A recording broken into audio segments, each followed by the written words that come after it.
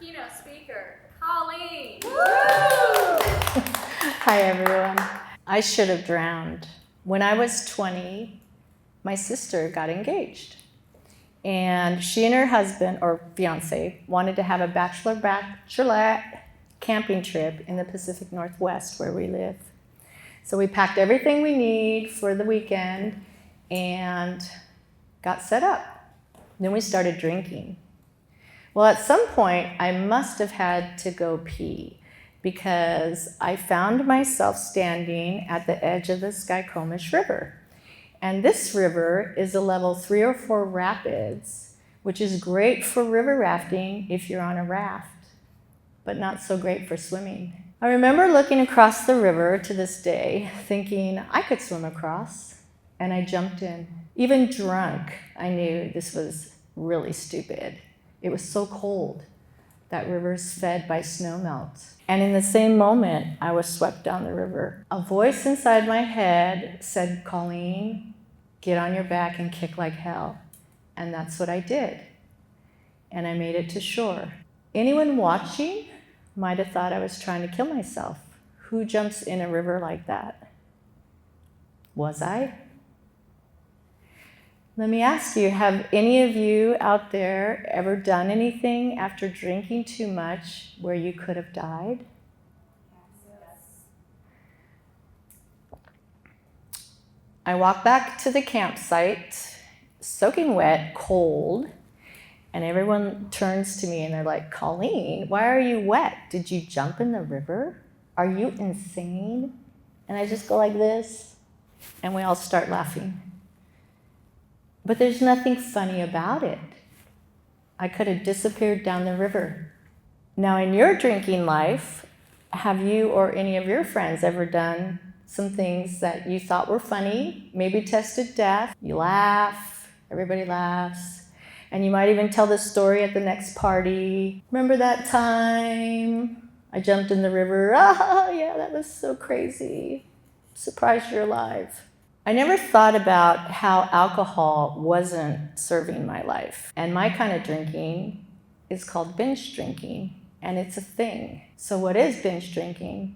It's 4 or more drinks for a woman or a female, 5 or more for a male in any one incidence. Could be a party, whatever. I've had people ask me, well, does it count if you don't get drunk? Like, what if you're watching football all day and you drink a 6-pack? And the answer to that is yes. Our bodies, our brains are not equipped to handle that much alcohol in one incidence, one day. I never thought about my brain health in my 35 years of drinking. What happens to our brains when we drink? The first drink always goes down smooth, right? We always feel great, usually great after the first drink. We're like, oh, I'm more chatty. I'm ready to have a second. And maybe I'll be even chattier. And your brain's kind of going, all right, not really digging this. But then you have a third. And your brain's going, whoa, whoa, whoa, whoa, whoa, whoa, this is too much. And it's going to start shutting down parts of the brain that are the least important, because it's focused on getting the poison out of it. We might start walking like this. Attack of anxiety, I just love you, man. And then what happens? It gets really serious. It starts shutting down parts of the brain, like your memory center. And that is the hypothalamus, big word there.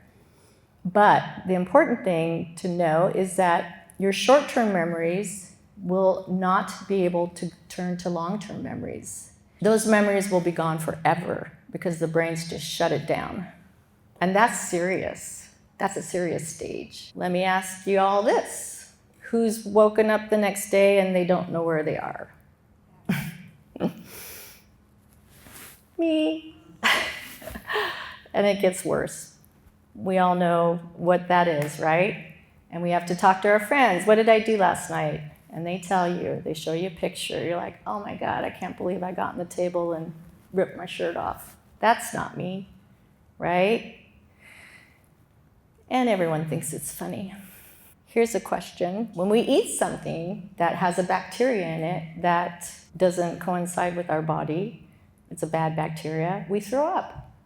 We might even get achy and feel bad for a couple days. Well, what's a hangover? It's our body saying, you poisoned me. We don't feel like that when we do a juice cleanse, do we? I mean, alcohol's poison, and yet we choose to put it in our bodies. I did for a long time, and I, just am baffled that I didn't put it together. But my last binge was the final hurrah for me, and I drove home drunk.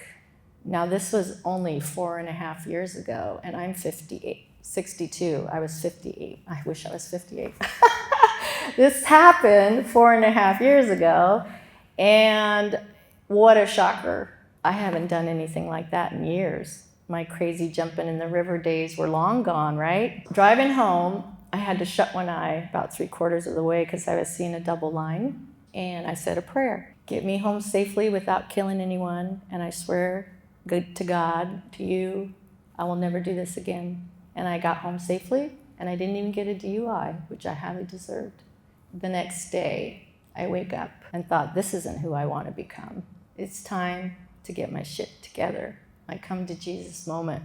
But it was scary. I didn't want to quit. I liked drinking, and I did the first thing I've never done in my life, and I asked for help from someone else. Very courageous move I'm so proud of.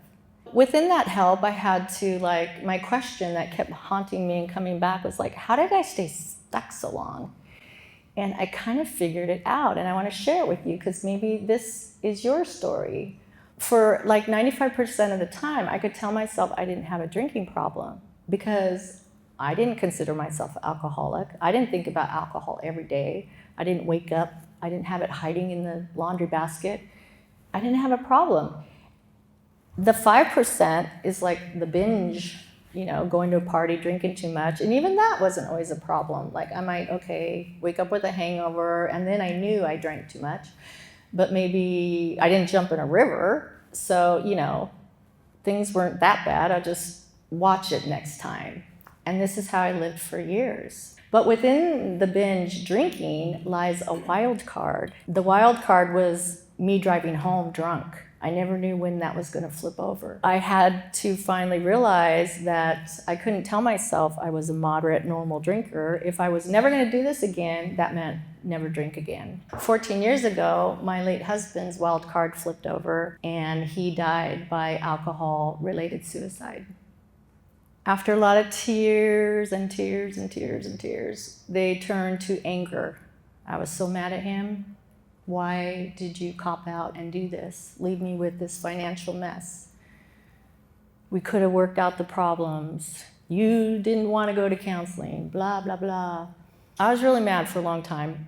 But then after everything got cleaned up, so to speak, about 1.5 years later, I was stuck with nothing really to do except work and my feelings. And the sadness hit. I had never experienced depression, so I didn't know I was stuck in its grip when I was living it. If I could have fallen in a black hole and not come out, I would have welcomed that. But I had a job, a commercial fishing job, and you don't call in sick. 34 years, I've never missed a day of work. And it wasn't going to be any different this time, so I had to get out of bed and show up. And I pushed through. Now, I wouldn't suggest that for anyone out there. If I'd asked for help sooner, my life would have been a lot easier. But then my depression turned into compassion because I thought, wow, this is what depression is? Scott must have had it 10 times worse because he chose death over life. Wow. So then I made a promise to him. I said, okay, I'm not mad anymore. What can I do to make a difference? I'm sharing the story.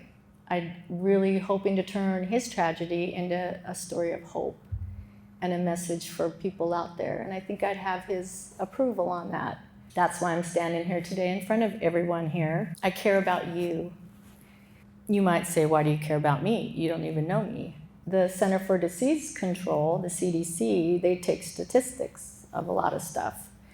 And one of them is alcohol. 178,000 people, it's estimated, every year in the United States die by alcohol-related deaths. 59,000 of those every year is from binge drinking. And that's not drinking every day, that's not being an alcoholic, that's drinking one time too much, and then dying. I could have been in that statistic 6 times at least. Scott is in that statistic, and I don't want any of you to be out there in that statistic. Maybe you know someone who's in it.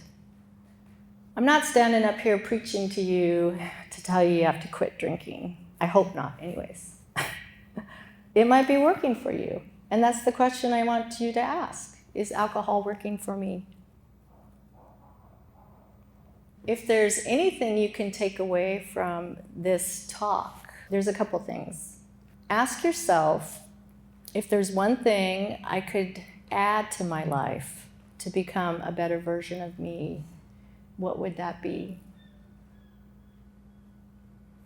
And then ask yourself if there's one thing I can take away from my life, what would that be? And if you don't remember anything else, remember, it only takes one moment of drinking too much to change your life. Peace.